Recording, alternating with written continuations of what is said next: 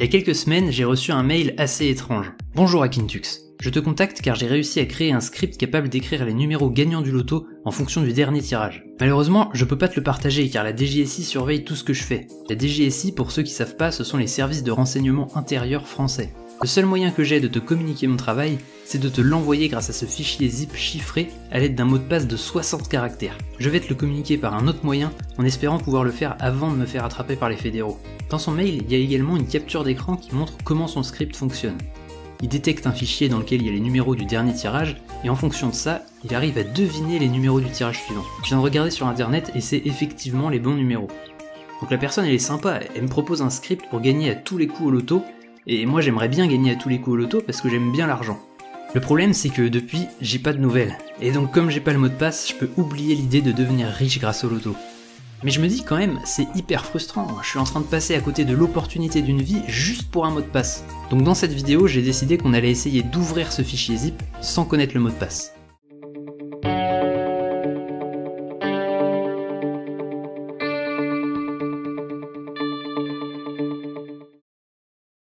La première idée qui viendrait, c'est de tester un à un tous les mots de passe possibles jusqu'à ce que ça ouvre le fichier zip. Cette méthode, c'est ce qu'on appelle le brute force. D'autant que la personne, elle précise la longueur du mot de passe, donc a priori, on devrait pouvoir s'en sortir. Donc c'est parti, c'est pas celui-là non plus, toujours pas ça... Non, bien évidemment je plaisante, on va pas faire ça à la main. L'ordinateur est capable de le faire bien plus vite que nous. Mais avant de se lancer tête baissée dans cette attaque, il y a quelques questions à se poser. Déjà, le mot de passe dispose de 60 caractères, ça on le sait. Mais quels caractères? Est-ce qu'il y a que des lettres minuscules? Est-ce qu'il y a des majuscules? Est-ce qu'il y a des chiffres, des caractères spéciaux? Imaginons qu'il n'y ait que des minuscules, majuscules et chiffres. Si on prend un seul unique caractère du mot de passe, combien de combinaisons possibles on a? Il y a 26 lettres dans l'alphabet, donc ça fait 26 combinaisons. Chacune des lettres peut être en minuscule ou en majuscule, donc ça fait 26 x 2, 52. On rajoute les chiffres, donc de 1 à 9, il y a 9 combinaisons, mais on n'oublie pas le 0 qui rajoute une 10e combinaison, ce qui fait 52 plus 10, 62 possibilités pour un seul caractère. Le problème c'est qu'on peut pas tester les caractères un à un. Quand on rentre le mot de passe, soit on me dit qu'il est bon, soit on me dit qu'il est pas bon. Donc on est obligé de tester tous les caractères du mot de passe en même temps. Et donc il faut calculer non pas le nombre de possibilités pour un seul caractère, mais pour le mot de passe entier. Et pour comprendre comment calculer le nombre de possibilités pour un mot de passe de 60 caractères, on peut déjà commencer par voir le problème un petit peu plus petit et prendre seulement 2 caractères. Combien il y a de possibilités dans un mot de passe de 2 caractères? Et bah pour calculer ça, on peut très bien se dire par exemple, on va fixer le premier caractère à 0 et on va itérer sur les 62 possibilités. Ce qui nous donne 62 mots de passe de 2 caractères. Mais ça c'est que pour ceux qui commencent par un 0. Ensuite il va falloir faire pour ceux qui commencent par 1, ce qui rajoute encore 62 possibilités, puis par 2, 62 possibilités, par 3, par 4, etc. Au final on va avoir 62 x 62 possibilités, ce qui donne 3844 mots de passe possibles de 2 caractères quand on utilise des majuscules, minuscules et chiffres. Pour 3 caractères ce sera 62 x 62 x 62, en général on dit 62 puissance 3, ce qui donne 238 328 possibilités. Et pour 60 caractères, du coup, ce sera 62 puissance 60, ce qui donne environ 3,5 x 10 puissance 107. Donc il faut imaginer le chiffre 35 auquel on ajoute 106 zéros derrière. À titre de comparaison, ça c'est le nombre estimé d'atomes dans l'univers observable. C'est vraiment beaucoup plus petit que le nombre qu'on vient de calculer. Donc si on pouvait stocker une combinaison de mots de passe dans chacun des atomes de l'univers observable, ça suffirait pas à stocker l'ensemble des combinaisons de mots de passe. Ça veut dire que physiquement, on peut pas stocker une telle quantité de mots de passe. Donc ça sert à rien de demander à l'ordinateur de le calculer, il y arrivera pas. Peut-être que c'est un mot de passe avec uniquement des chiffres alors, c'est possible. Ça ferait qu'il y aurait 10 puissance 60 combinaisons de mots de passe, ce qui est inférieur au nombre d'atomes dans l'univers, donc a priori ça pourrait être possible. Le problème c'est que mon PC il est limité à environ 2 millions de mots de passe par seconde, ce qui fait que ça prendrait 5 x 10 puissance 53 secondes à calculer, ce qui donne environ 16 suivi de 45 zéros années avant que le calcul soit terminé. Ouais, et là il y a de grandes chances pour que quand mon ordinateur termine, je sois plus là, et l'humanité n'existera sans doute plus non plus, surtout quand on lit le rapport du GIEC. Donc sachant que ça c'est dans le meilleur des cas, ça donne pas trop envie de calculer le reste. À mon avis le brute force vaut mieux oublier. Et avec tout ça, je peux toujours pas dézipper mon fichier et devenir riche. Mais d'ailleurs, il y a quoi dans ce fichier zip? Je peux l'ouvrir et voir les fichiers à l'intérieur, mais je peux pas en afficher le contenu. On voit que là il y a un fichier Python, il y a deux fichiers TXT, un qui s'appelle note.txt et l'autre 20 220 813.txt.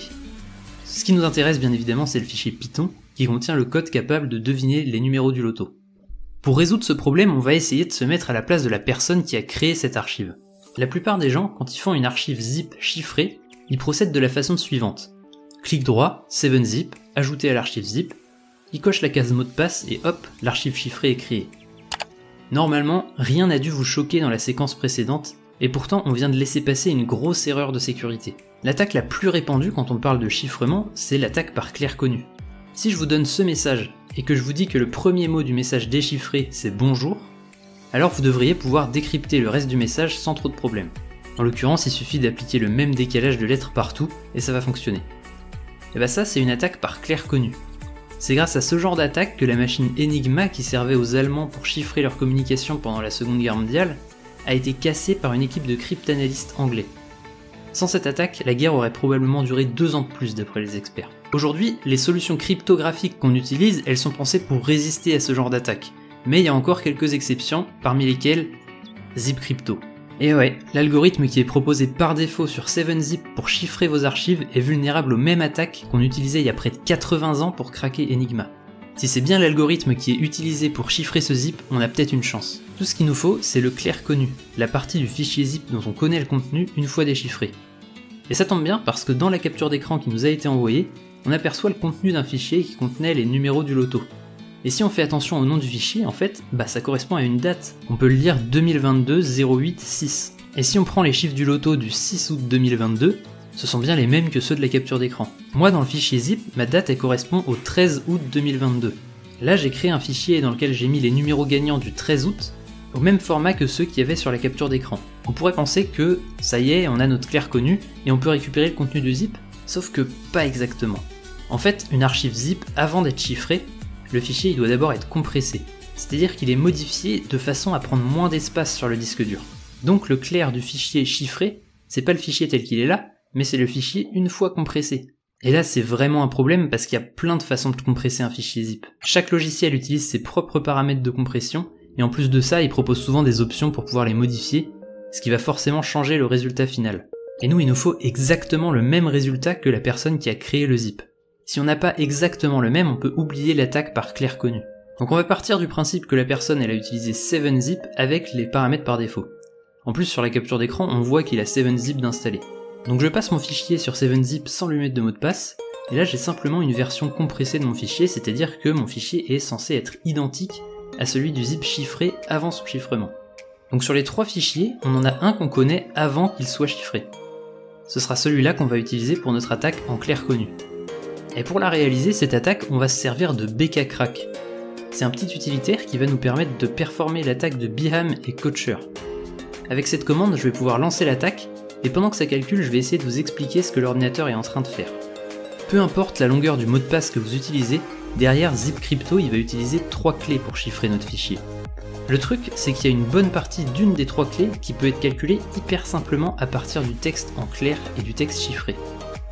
À partir de là, on réduit grandement le nombre de clés possibles pour la première clé, et plus notre clair connu est long, plus on va pouvoir réduire ce nombre de possibilités en invalidant un certain nombre de clés en fonction du résultat qu'on connaît forcément à l'avance. Finalement, plus notre clair connu est long, plus on obtient d'informations sur cette clé, si bien qu'à la fin, la liste de valeurs possibles pour cette clé est extrêmement réduite. Par exemple, avec un fichier en clair de 1000 octets, on n'a plus que 7785 valeurs possibles. Nous, on n'est pas vraiment dans un cas idéal puisque notre fichier il fait seulement 10 octets, ce qui donne près de 800 000 possibilités. Ensuite, pour chaque possibilité, il doit calculer les 2 autres clés qui dépendent à chaque fois au moins en partie l'une de l'autre. Ça fait énormément de calculs à faire, c'est pour ça que l'ordinateur va mettre quelques minutes avant de nous ressortir les 3 clés, mais c'est quand même infiniment mieux que ce qu'on avait tout à l'heure dans notre calcul théorique en brute force. 2 very boring minutes later. Ça y est, regardez, les 3 clés sont là, et à partir de ces dernières, on va pouvoir faire ce qu'on veut, et notamment changer le mot de passe de notre fichier zip. Pour ça, on va taper cette commande-là, qui va nous créer un nouveau zip avec les mêmes fichiers dedans, mais le mot de passe va changer, je vais mettre en mot de passe Toto. Et maintenant, si j'extrais les fichiers, je rends Toto comme mot de passe, et voilà, les fichiers sont extraits. Et on peut ouvrir le fichier note.txt. Félicitations, tu as réussi à me dézipper, j'espère que ça t'a plu. Et derrière, à quoi il ressemble son programme Python? Ah ouais, en fait, il fait rien du tout. Regardez, il affiche juste les numéros gagnants du loto en fonction du dernier tirage. Tu me diras, c'est exactement ce qu'il avait écrit dans son mail, hein. Un programme capable d'écrire les numéros gagnants du loto en fonction du dernier tirage. J'ai quand même l'impression de m'être un peu fait troller, mais c'était intéressant d'en apprendre un petit peu plus sur ce type d'attaque. Si la vidéo vous a plu, n'hésitez pas à la liker et à la partager, c'est vraiment le meilleur moyen de me soutenir. Abonnez-vous à la chaîne également, 97% des personnes qui ont regardé ma dernière vidéo sont pas abonnées. Qu'est-ce que vous attendez? En tout cas, je vous retrouve prochainement pour une nouvelle vidéo. Salut!